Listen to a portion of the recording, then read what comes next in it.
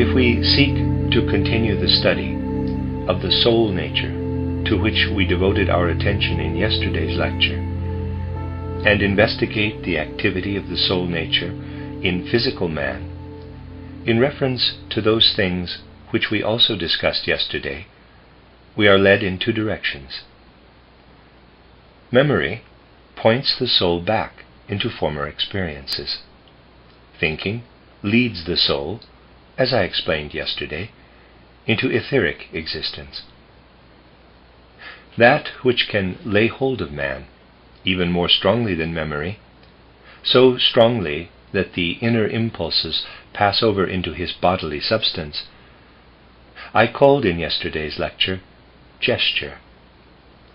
In observing gesture and its nature, we have advanced to the revelation of the soul and spirit in the physical.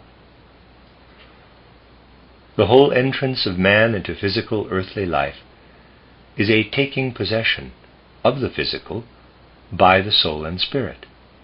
And if, to begin with, we limit our considerations to memory, we find that this consists in what we experienced at an early age being carried over into later years.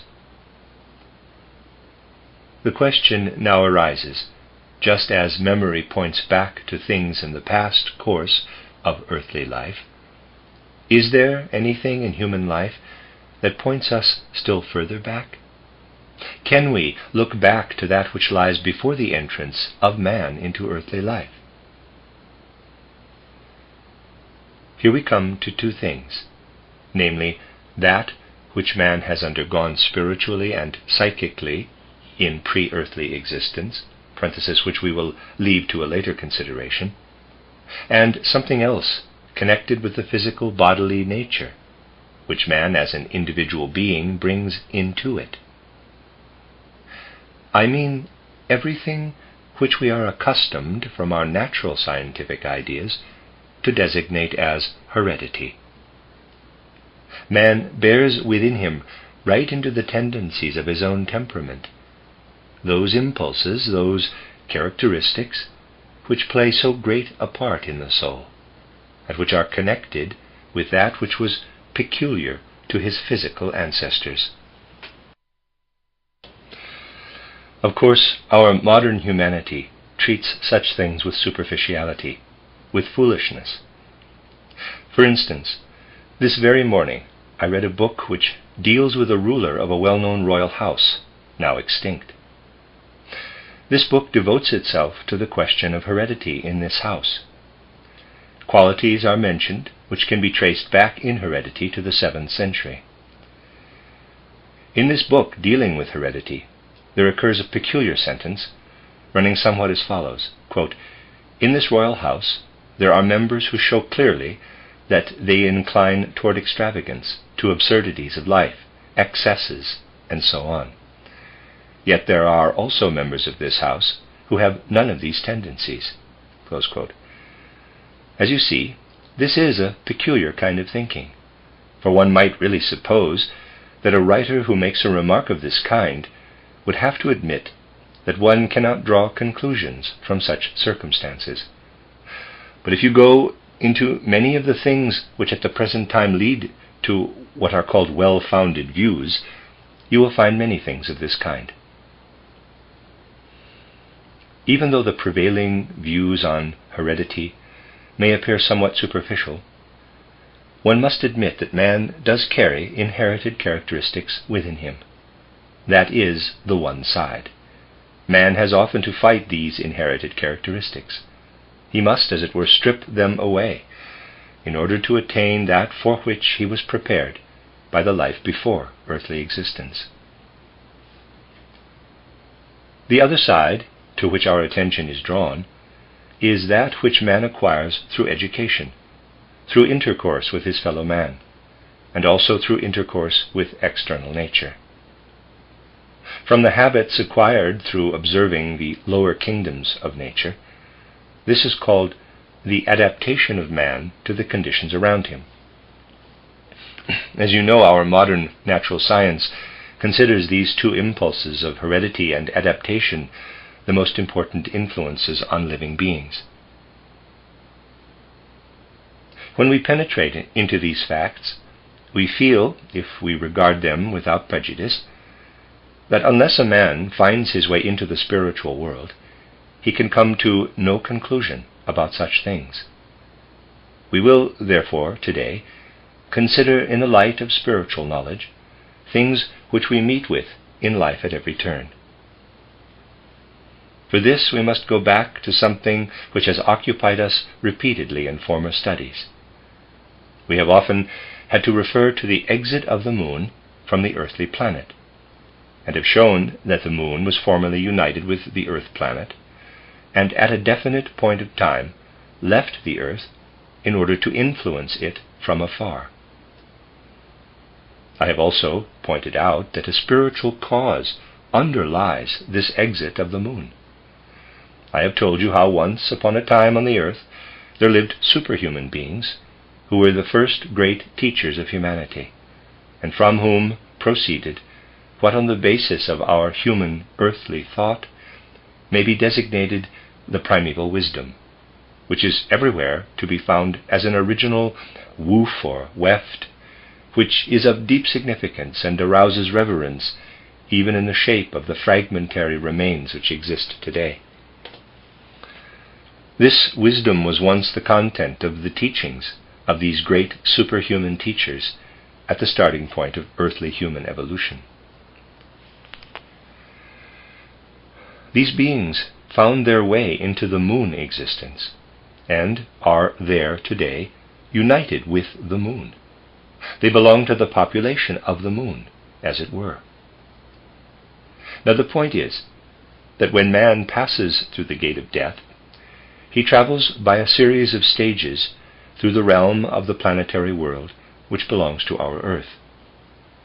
We have already considered how after having passed through earthly existence, he enters first into the sphere of activity of the moon, then into the sphere of activity of Venus, Mercury, Sun, and so on. Today it may interest us to learn how he comes into the sphere of the moon activity. I have already indicated how the life of man can be followed with imaginative vision beyond the gate of death, and that which man is as spirit appears after he has laid aside the physical body, which is given over to the elements of the earth, and after he has seen his etheric body taken up by the etheric sphere, which is united with the earth, there still remains the spirit and soul part of man, the ego and the astral body. If with imaginative vision we follow what thus goes through the gate of death, it always presents itself in a form. That is the form which gives actual shape to the physical substance which man carries in himself. This form, compared with the robust physical body, is but a kind of shadowy picture, but on the soul's feeling and perception it makes a powerful and intense impression. In this form the head of man appears but faintly to the gaze of the soul. The rest of it is robust, and gradually, on the passage between death and rebirth, this form transforms itself into the head of the next incarnation. We must here say something about this form, which can be seen by imaginative vision after a man has gone through the gate of death. It bears a true physiognomical expression. It is, in a sense, a true image of the way in which the man here in his physical earthly life was good or evil. Here in physical earthly life, a man can conceal the fact as to whether good or evil prevails in his soul. But after his death he can no longer conceal this. When, therefore, we look at the spirit form which remains after death, we see that it bears the physiognomical expression of what the man was on earth. One who carries through the gate of death that which is morally evil, united with his soul, bears a physiognomical expression through which he becomes outwardly similar, if I may say so, to Ahrimanic forms. It is absolutely a fact that during the first period after death, a man's whole feeling and perception is conditioned by that which he can reproduce in himself. If he has the physiognomy of Ahriman, because he has carried moral evil in his soul through the gate of death, he can reproduce, which means perceive, what bears a likeness to Ahriman. He is, in a sense, psychically blind to those human souls who have passed through the gate of death having a good moral disposition. Indeed, that belongs to the severest judgment which man can suffer after he has passed through the gate of death, that insofar as he himself is evil, he is only able to see those beings like unto himself, because he can only reproduce in himself that which forms the physiognomy of evil men. Having passed through the gate of death, he now enters the sphere of the moon. There he comes into the presence of supersensible, superphysical beings, but always such as are similar in physiognomy to himself. Thus he who carries evil through the gate of death comes into the vicinity of Ahrimanic forms. This passage through an Ahrimanic world has, in the case of certain human beings, a quite definite significance in the whole connection of cosmic events. And we shall understand what really happens there if we bear in mind the actual purpose of the journey of the wise human guides of old to the moon colony of the cosmos. Besides the beings of the higher hierarchies, whom we usually call angels, archangels, and so on, there are also, bound up with the whole cosmic evolution, those beings who belong to the Luciferic and Ahrimanic kingdoms. These beings work in the whole cosmic connection, just as do those who are developing normally. The Luciferic beings work in such a way that they seek to draw further away from physical materiality that which has the tendency in itself to press forward to that materiality. In the sphere of humanity, the Luciferic beings work so that they use every opportunity to lift man away from his physical body. The Luciferic beings endeavor to make of man a purely spiritual, psychic, etheric being. The Ahrimanic forms, however, endeavor to separate off everything from man which can develop him toward a psychic and spiritual nature, which should now develop in humanity. They would like to change what is subhuman, that which lies in the impulses, instincts, and so on, and which expresses itself in the body, and transform it into the spiritual. To transform man into a spiritual being is the tendency both of the Luciferic and the Ahrimanic beings. Lucifer seeks to draw out of man the spirit and soul, so that he should no longer trouble himself about earthly incarnations, but wish to live solely as a being of soul and spirit.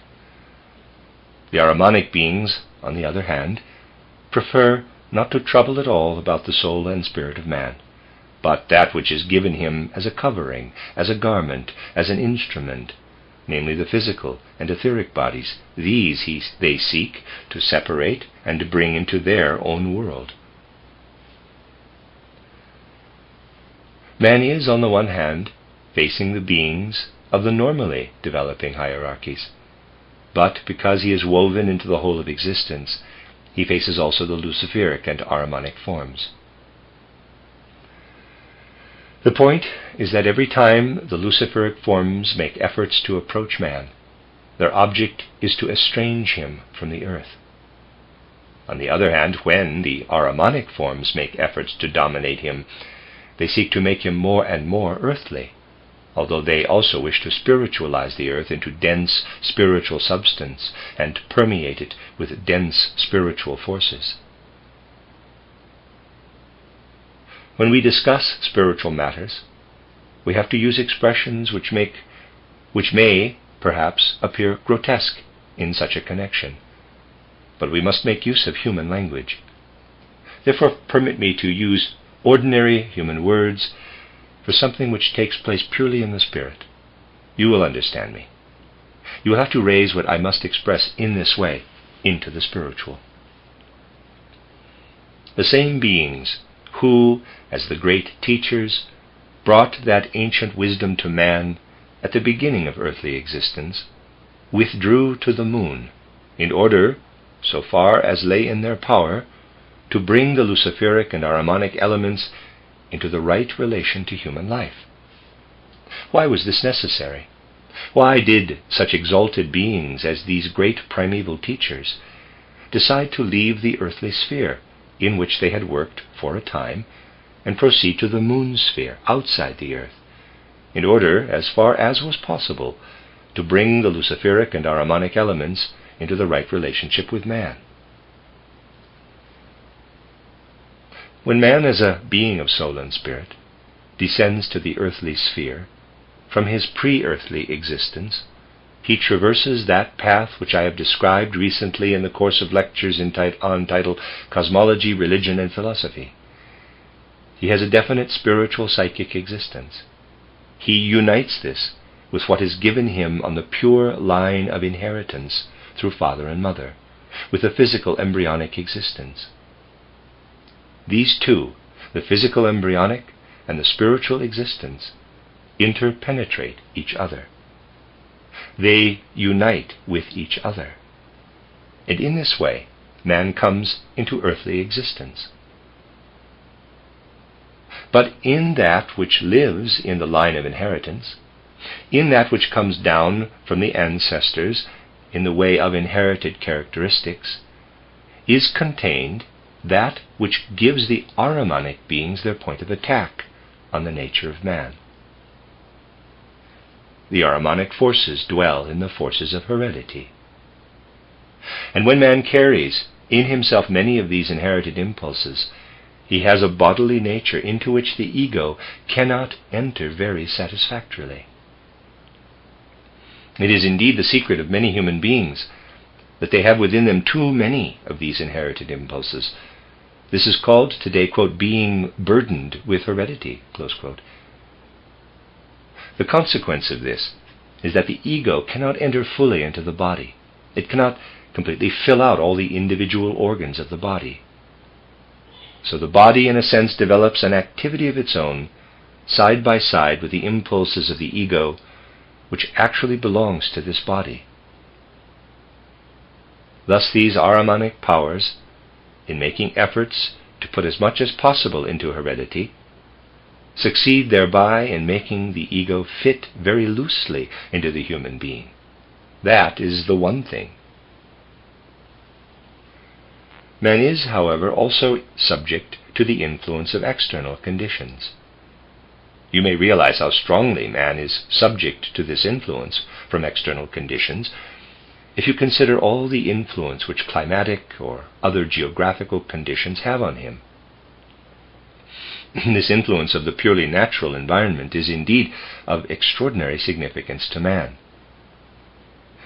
There were even times when this influence of the natural environment was utilized in a special way in the guidance of the wise leaders of humanity.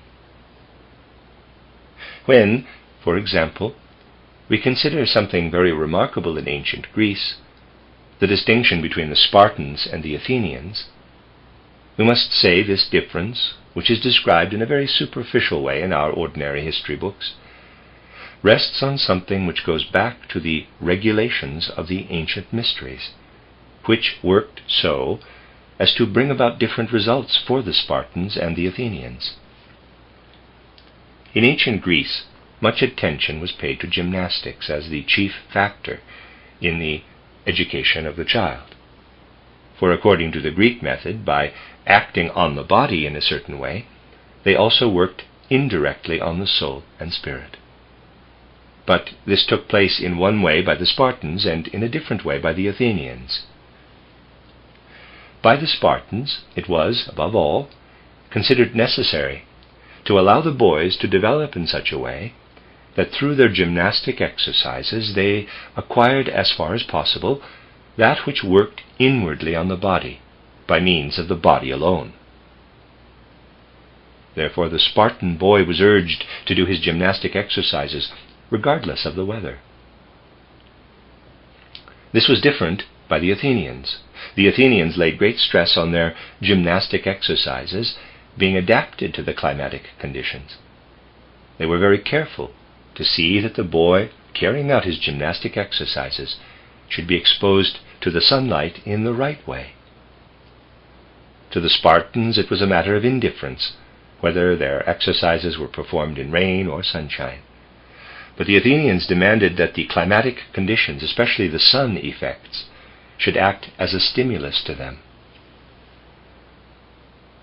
The Spartan boy was so treated that his skin was made impermeable, so that everything which he developed in himself might come from the inner corporality. The skin of the Athenian boy was not massaged with sand and oil, but he was exposed to the action of the sun. That which can come into man from outside, from the effects of the sun, thus passed over into the Athenian boys. The Athenian boy was stimulated to be eloquent, to express himself in beautiful words. The Spartan boy, on the other hand, was shut up in himself, by means of all kinds of massage with oil. Indeed, with massage of the skin with sand and oil, he was trained to develop everything in himself independently of external nature. He was thus made to drive back into his inner nature all the forces which human nature can develop, and not to bring them out. Thus he did not become eloquent like the Athenian boy, but was in this way made to be reticent, to speak very little, to remain quiet. If he said anything, it had to be significant. It had to have content. The Spartan speeches, which were but seldom heard, were noted for the weight of their contents. The Athenian speeches were noted for the beauty of their language. All this was connected with the adaptation of man to his environment by means of a corresponding system of education. You can also see this elsewhere in the relationship brought about between man and his environment. Men from southern regions, on whom the external sun effects work, become rich in gesture. They also become talkative. There develops in them a language which has melody, because in their development of inner warmth, they are connected with the external warmth. Men of northern regions, on the other hand, develop in such a way that they do not become talkative, because they have to retain in themselves their bodily warmth as impulse. Just consider the men of the north. They are known by their silence. They can sit together for whole evenings without feeling impelled to utter many words. One man may ask a question. The other may perhaps answer him with a no or yes, after 2 hours, or perhaps not till the next evening. That is connected with the fact that these men of the north are obliged to have within them a stronger urge toward the creation of inner warmth, because warmth does not penetrate into them from outside. Here we have something which may be called the adaptation of man to external conditions of a natural kind. Then observe how all this is active in education and in the general life of soul and spirit. Now, just as the Ahrimanic beings have an essential influence on what lies in heredity, so the Luciferic beings have an essential influence on adaptation. Here they can get at man when he is developing his relationship with the outer world. They entangle the human ego in the outer world, and in so doing they often bring this ego into confusion as regards karma. Thus, whereas the Ahrimanic beings can put man into a state of confusion in reference to his ego as regards his physical impulses, the Luciferic beings put him into confusion as regards his karma. For that which comes from the outer world by no means always lies in karma, but has first to be woven into a man's karma by means of many threads and connections, so that in the future it may lie in his karma. In this way, the Luciferic and the Ahrimanic influences are intimately connected with human life and have to be regulated. They must be regulated in the whole evolution of man. For that reason, it became necessary for these primeval teachers of humanity to leave the earth, on which they could not have undertaken this regulation, because it cannot be undertaken during man's earthly life, and man, when outside his earthly life, is not on the earth. Therefore these primeval teachers of humanity had to withdraw from the earth, and they pursued their further existence on the moon. Here I am obliged to clothe in human speech something for which one really requires quite other word pictures. After these primeval teachers of humanity had withdrawn to the moon, they had to seek, during their moon existence, for an arrangement with the Ahrimanic and Luciferic powers. Now the appearance of the Ahrimanic powers would be especially injurious to man in his existence after death, if, during that existence, they could exercise their influence on him. For if man goes through the gate of death, carrying the after effects of anything evil in his soul, then, as I have already explained to you, he finds himself entirely in an Ahrimanic environment. Indeed, he even has an Ahrimanic appearance. He himself has an Ahrimanic physiognomy, and he only perceives those human beings who also bear an Ahrimanic physiognomy. They must remain a purely psychic experience of man.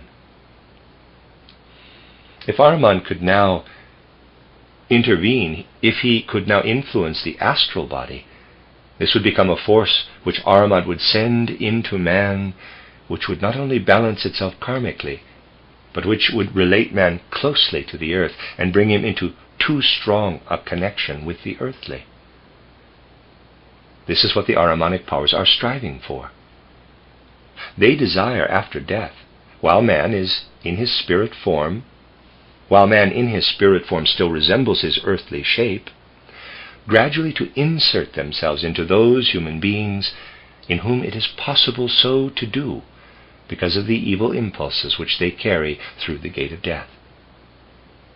They wish gradually to permeate this spirit form in as many such beings as possible with their own forces, to draw it down to earthly existence, and to establish an Ahrimanic earth humanity. Therefore the primeval wise teachers of humanity, who now inhabit the moon, made a contract with the Ahrimanic powers, which had to be entered into by those powers for reasons which I will later explain, according to which they allow the Ahrimanic powers to exercise influence in the fullest sense of the word on the life of man before he descends into earthly existence. Thus, when man, in his descent into earthly existence, again passes through the moon sphere, then, according to the agreement made between the wise primeval teachers of humanity and the Ahrimanic powers, these powers have a definite influence on him. This influence manifests itself in the fact of heredity. As against this, because through the efforts of the wise primeval teachers of humanity, this sphere of heredity has been allotted to them, the Ahrimanic beings renounce what lives in man's evolution after death. In reverse manner, an arrangement was also concluded with the Luciferic beings, by which these beings were only to have an influence on man after he has gone through the gate of death, and not before he descends to earthly existence. Thereby, through the great wise primeval teachers of humanity, there came about a regulating of the influences of the Ahrimanic and Luciferic beings exercised outside the earth. We have already seen, and only need to ponder the matter, when it at once becomes clear that man is brought under the influence of nature through the Ahrimanic beings being able to work on him. Before his descent to the earth, man is exposed to the influences of the impulses of heredity. Through the influences of the Luciferic beings, He is exposed to those impulses which lie in his physical environment, in climate and such like. Also to the impulses which lie in his psychic, spiritual, and social environment through education, and so on. Man thus comes into relationship with his natural environment, and into this environment both the Ahrimanic and the Luciferic influences can work. I should now like to speak from quite another aspect concerning the existence of these Luciferic and Ahrimanic beings in this natural environment. I have already touched on these things in discussing the Michael problem, but now I will try and make it more clear. Picture to yourselves the change which takes place in our natural surroundings in the phenomenon of a rising mist. The watery exhalations of the earth rise.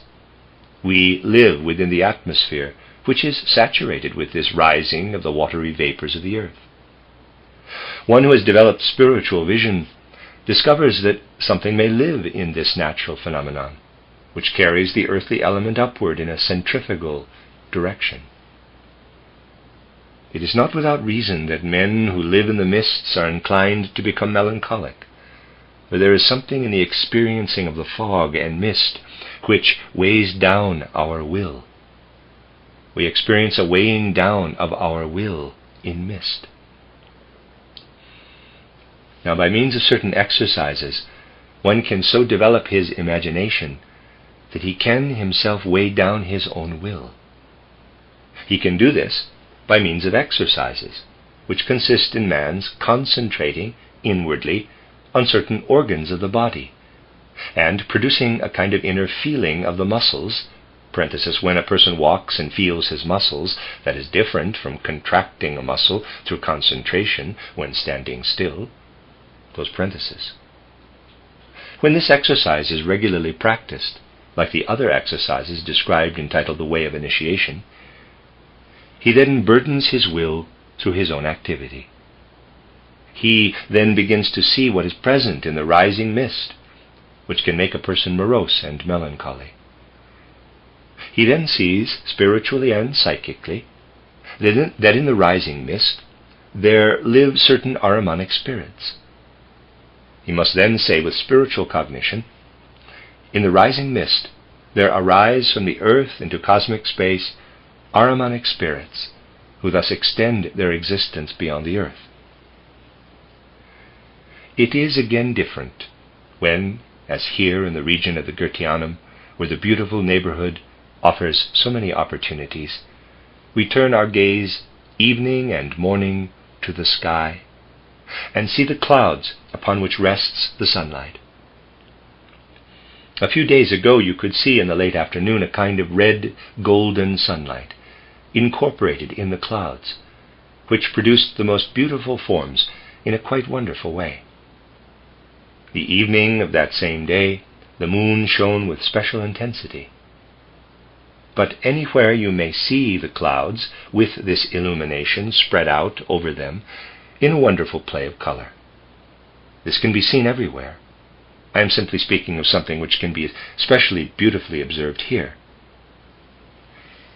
In that radiating light which spreads out in the atmosphere over the clouds, there live the Luciferic spirits, just as the Ahrimanic spirits live in the rising mist.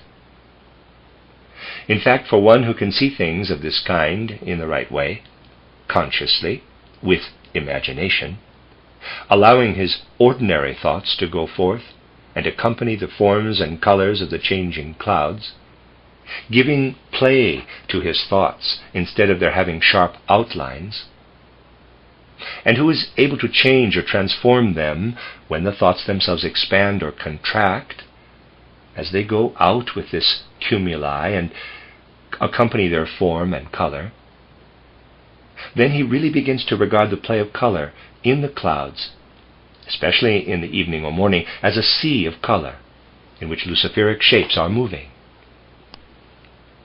And whereas, through the rising mist, melancholy feelings are aroused in man, it is now that his thoughts, and at the same time to a certain extent his feelings, learn to breathe, as it were, in a superhuman freedom, on viewing this Luciferic flowing ocean of light.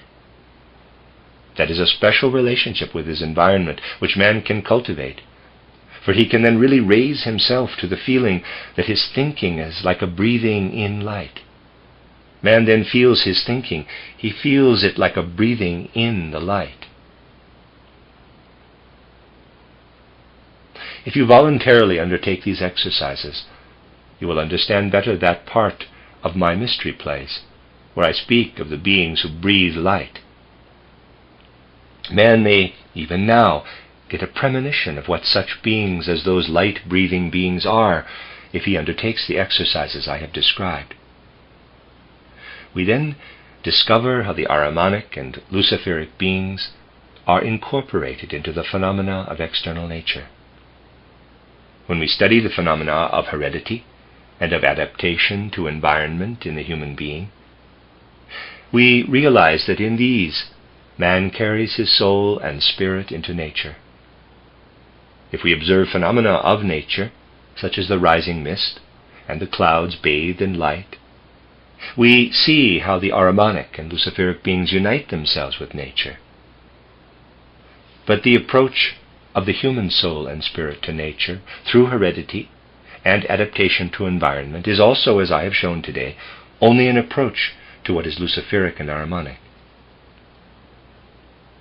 Thus, when we look at man's nature, we find in it the Luciferic and the Ahrimanic influences, and in those phenomena of nature which hold within them that with which the physicist does not concern himself, we again find the Luciferic and the Ahrimanic elements.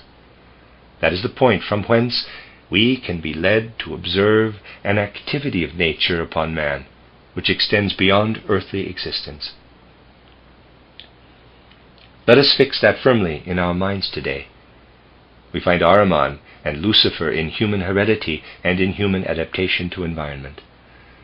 We find Ahriman and Lucifer in the rising mist and in the light which pours down upon the clouds and is retained by them. And we find in man a striving to create rhythm and equilibrium between heredity and adaptation to environment. But we also find in nature, outside the striving to create rhythm between the two powers whose existence in nature I have shown, the Luciferic and the Ahrimanic.